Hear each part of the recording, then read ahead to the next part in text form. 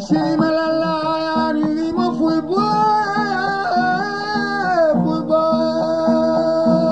baydi fulbo baydi mamda wula bowal ganni rendo pinale nesu arti e tongode hesere heddade ha joni e ngesa deni yankobe caggal nde kalden deni yankobe laamuji mabbe lomnumtodirde hen e duubi men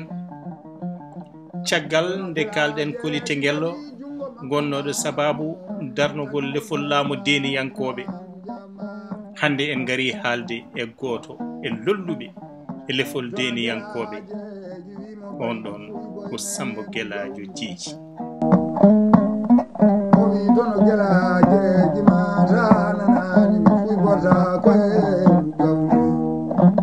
Sammba Gelaajo Jeegi non so eden kala dum en cerndat gede didi en cerndat dartol e darol dartol ko hunde fawinde e ko wooti e do rewi e holi kanko holi jibindom holko golli holko wadda darol ko andude godangal makko kanko godangal nokkuji kalatede di kono non taw koko tikkina koko beyda walla taw koko sosa walla ko fifinda bagga hen enen non haysinno koye meftande eden eto jonje Sammba Gelaajo Jeegi mo darol o gadden Sammba Gelaajo Jeegi mo dartol o alkabe jam ko kanye kalis fejelam ko adi fof hollirde wonde no hewbe cikkirta Sammba Gelaajo Jeegi ko ceddo mbiyen ala Sammba Gelaajo Jeegi ko pullo deni yanki yettode makko kadi ko bah sabu sen ƴeewi kanko Sammba Gelaajo Jeegi eden gandi to bange asko makko kanko ko bi Gelaajo o Gelaajo Jeegi so joftiname yummum kono so joftiname bamum ko Gelaajo Boubacara Tabakali o ko bi sawalamu ko bi yero jam ko bi koli tengel wadde hayso en kaadi do tan en gandi Sammba Gelaajo Jeegi wona ceddo ko pullo deni yanki ina gasa non tawa fannu cañgu laamu deni yankobe fawade e sebbe joginobe kala ko faate ndenka e kisal be ganduda be kadi de laamu ari ha tanni wonande deni yankobe hankadi fawtima en dol ndolago ina gasa tawa fayda gal sebbe dokkangal ma taw ko dum addanta be hen natinoyde ton Sammba Gelaajo Jeegi ko hen wonde fof kanko Sammba Gelaajo Jeegi no biruden ni ba makko wiite ko Gelaajo Jeegi Gelaajo Jeegi non ko so en joftini ba makko e nene mum kono non so en joftini ba e ba makko on wiite ko Gelaajo Boubacara Tabakali kanko Sammba Gelaajo Jeegi nene makko wiete ko Kumbo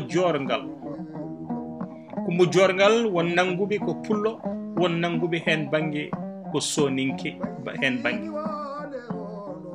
inde nde kam ina hollira ko pullo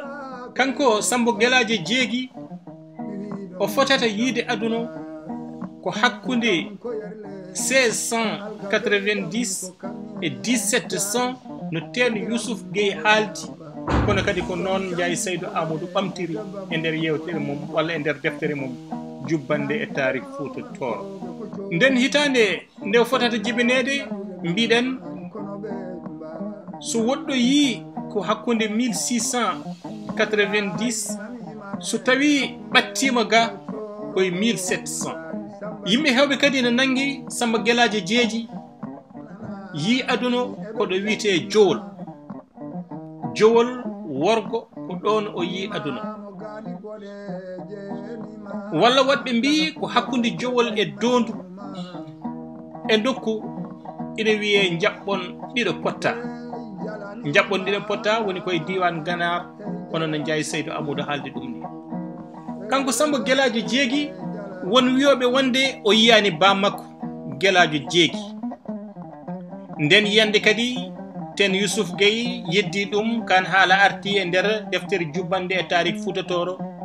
deftere nde Mamadou Mariatou Bida Wahabou Dembo waɗi hollirde wonde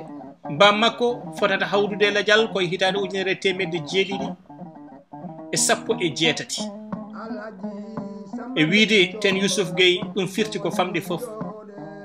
kanko Sammba Gelaajo Jeegi o wurde ba makko duuɓi 16 ba makko e hoore mum hollirama wonde sanki ko jowol. Sammba Gelaajo Jeegi kadi rontani laamu tan directement e Gelaajo Jeegi kono e on saha ko tawa laamu ngu fiddi ummo jooɗo walla ummomi jooɗo heewi e maggu. Barodiral naatti hen, pollodiral naatti hen, gueɗe goɗɗe naatti hen saabu tawa laamu ngu ina fooɗono duuɓi mum 200. Ina wiye Gelaajo Jeegi kañumni hepti laamu alay sago walla e maale pollugol koye Samba Dondo jooɗinoɗo e jappere e hitande 1709. Gelaajo Jeegi follimbo 1710 kañumne jooɗi e jappere. Caggal mum Boucar Siré Tabakali hepti laamu onne kadi jooɗi e laamu fandinani sabu Boubou Moussa bamum konko Boubou Moussa kañumne ari hepti mum laamu. Caggal Boubou Moussa kadi Samba Siré Tabakali ari folli on ɗon hepti laamu jooɗi Boubou Moussa kadi ɗaɓɓitoye ballal arti kañumne kadi liɓi Samba Siré hepti ɗum kadi jappe. Eɗen mbawi wiide eno Ndiaye Saydou wiiri ko e on saha Sammba Gelaajo Jeegi fuɗɗi feeñde nangue mum fuɗɗi wulde o ummori ko banggue funnangue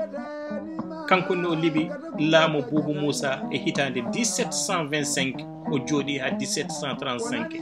duuɓi 10 deggodirde ɗi taƴodirani. Wiyama wonde noon kanko Sammba Gelaajo Jeegi ba makko Gelaajo Boubacara Tabakali ina andano to banggue laamu mum ko laamu cattungo. Wiyama ni ko kanko wayli nokku laamorgo o nawi ɗum ɗo wiyete galle woni ko hakkude Dondu e Jowol. Te Jowol eɗen gandi ko ɗon Sammba Gelaajo Jeegi yiya ɗon. Boubou Moussa noon wiyama wonde nde ari nde woni lamɗo mo ganduɗa ko jiɗa kono kadi ko lamɗo kawruɗo e toɓo e ilam kawruɗo e beelam. Wiyama wonde o jooɗimo hakke duuɓi 23 kanko Boubou Moussa o fellodira ko caggal noon nde o addi waylo e fannu laamu ɗon e Fuutatoro ko nden suppiti Sammba Gelaajo Jeegi. Sammba Gelaajo mo ganduɗa o ɗannimo hakke duuɓi 10 ɓe hen no ɓe hen mbiri walla duuɓi 7 ɓe hen mbiri ina yeehi ina yiiloyo doole ina faggoyo kono ngam artude kadi heptude laamu bamum. Wiyama wonde ni kanko Sammba Gelaajo Jeegi hade makko yaade diwan Bakel o adi yaade koto leydi Mauritanie nokku biteɗo Labbudu hakkude Ɓogge e Podor ina wawi wonde Lobbudu sabu Lobbudu Sammba Gelaajo Jeegi ina woodi ha joni ɗon ɗo rewo Mboyo ɗo ko malde makko e ɓen ɗon safalɓe addani Boubou Moussa warede. Nde Boubou Moussa wara Fuutankoɓe wonnoɓe ɗon joƴƴini konko Boubou Moussa. Waɗi joƴƴinede konko Boubou Moussa ko ɓen ɗon hollirde wonde Sammba Gelaajo Jeegi wawa jooɗade tawde kay ina tuuma e wonde wargo Boubou Moussa malde hakkude mum e safalɓe.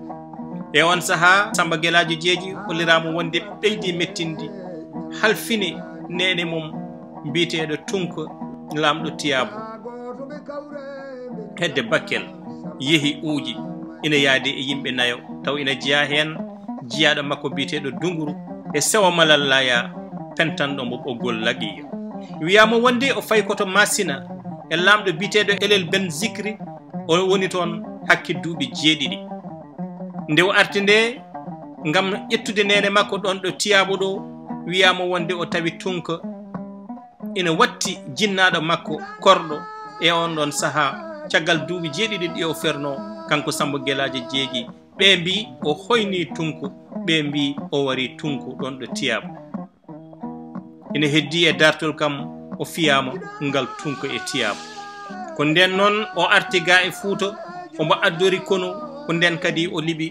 konko Boubou Moussa hay so tawi ma en gartoyi e hareji mabɓe garten e gurdam konko Boubou Moussa kono kadi garten e nanggodiral mabɓe e on saaha wiyama wonde konko Boubou Moussa moli to Siley Ndiaye to Horko Ƴere e nder Damga e on saaha ni eɗen gandi taw en ɓadima siltiri laamu deniyankoɓe ina foɗono garangal laamu almameɓe meñu ganna mi jabi mi jabri Allah meñu ganna mo mi aye Sammba juma fiddere laamu ngu noon ina jokki ne mbiɗen o laamimo 1725 à 1735 caggal mum kadi ko konko Boubou Moussa ari liɓi laamu makko e balle ummoriɗi caggal ɗum ne kadi kanko Sammba Gelaajo Jeegi o sifodiri e tubakoɓe ɓe jiitaki koye men e laamu konko Boubou Moussa ngam gartiramo e jappere mbawa jokkude njulagu men nden sifande o waddi ɗum koye tubako biyeteɗo Jean Claude de Saint Adon ɗum foti wadde koye 1736 e on saaha noon woni e heblanede Wolde Bilbasi noon en garata hen tugnade e bindanɗe Ndiaye Saydou Amadou ɗe tugnade e ko jiiɗen e ten Youssouf Gueye kono kadi haade men arde Wolde Bilbasi ina moƴƴi kadi hay sinno ko seeɗa gandu yen holi gonɗo konko Boubou Moussa hollirama noon kadi wolde nde Sammba Gelaajo Jeegi sakkiti wadde wonande ga e Fouta ko wolde wande e nokku ɗo wiyete Dasnde Laana no Ndiaye Saydou Amadou sifori ɗum woni ko hirnagi kay hayde hakkude belinaɓe e kolongal wandama wiyama noon caggal nden ɗon wolde Sammba Gelaajo Jeegi faati koto ɓundu eɗen gandi o yehino toon tumo dow heblanto artude libde laamu ɓundu ko toon o rutti wiyama wonde o wuuri toon ha hedde hitande 1957 Sammba Gelaajo Jeegi noon kadi wuuri juuti e nder ndeɗon tumbere hakkude Jowol Jiinge Jeeriyel Tumbere e ko abbiti hen wiyama wonde o maayi ko nokku biyeteɗo Jammel MUCCI-MAAYA koye nder ɓundu kono noon o maayi ko caggal rafi cellal hayso tawi hitande nde andaka ne moƴƴi paamen kadi Sammba Gelaajo Jeegi woppi ɓiɗɗo on ɓiɗɗo mo woppoynir ɗum ko Koli woni moɓe mbiyata Koli Sammba ten Youssouf Gueye haadi ɗum e nder bindanɗe mum on Koli Sammba o holliri ni ko kañum jibini Abdoul Koli jibini Siré Abdoul kadi woppi biyeteɗo Gaysiri Siré yaltinoyi Siré Gaysiri diya Siré Gaysiri kañum ne dañi fodde ɓiɓɓe joyo so on duttima e jubbande tarik fuutotoro ma on taw toon asko ngo ha wawɓe seŋade hen e ñallugue ngue